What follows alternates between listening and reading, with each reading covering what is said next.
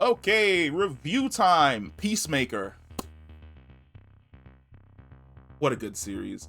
Like, going into this, I wasn't really sure how I was going to feel. This was the, I believe, first time that WB had ever done the whole big budget movie into an HBO Max TV series. It's done fantastically. Peacemaker's character in Suicide Squad was one dimensional. One dimensional in the fact that he fit into the same mold as Rick Flag and Bloodsport. But towards the end of the movie, when he kills Rick Flag, we actually see emotion and conflict in him. And the second that happened, I was like, I would love to see more about his character, where he has the abusive father, he's been through the bullshit, he's essentially been indoctrinated to be a murderer and a soldier. I'd love to see that. James Gunn did not disappoint. Wow. Were there some fantastic, absolutely fantastic characters in this show. First off, John Cena as Peacemaker.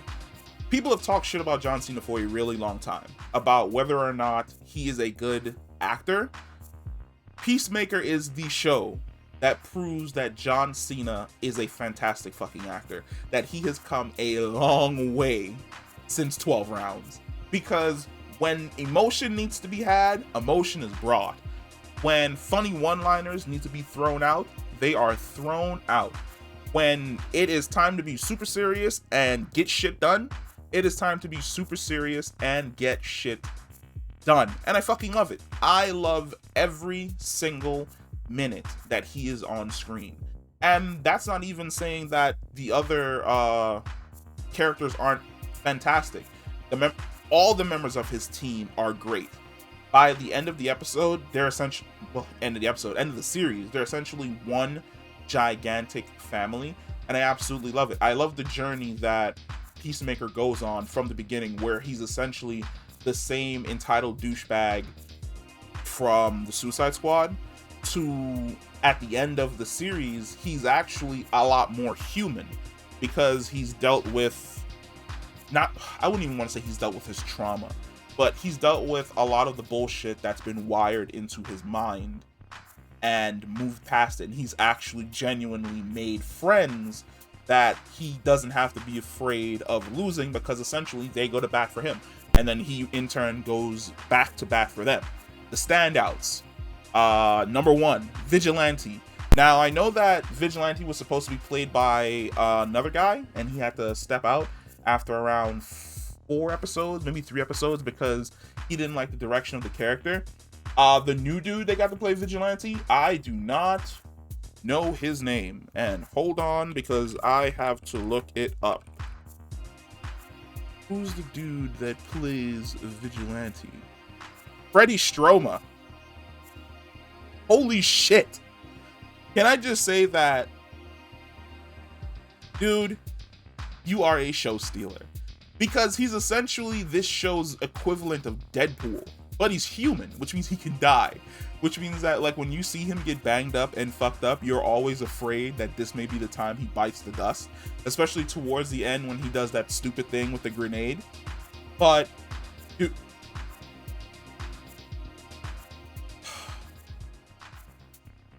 I don't even know how to, like, describe the character extremely well. Because, like I said, he's manic like Deadpool.